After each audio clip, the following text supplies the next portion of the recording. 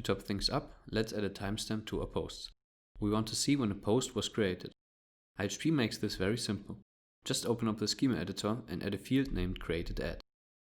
This will automatically set the type to timestamp and the default value to the current time. So, if you create a post, the time and date is automatically stored. Press Update DB to save the changes. To access and display the timestamp, let's go to the Show view again. Here we can wrap the createdAt value of the post in a p tag. While timestamps are really good at storing timestamps, they are not particularly great looking. To mitigate this, we can use timeago. This uses JavaScript to display the time in a relative way. So if we create a new post, you can see how many seconds passed since the post was created. We can also use the createdAt value to sort the blog posts in the index view by when they were created.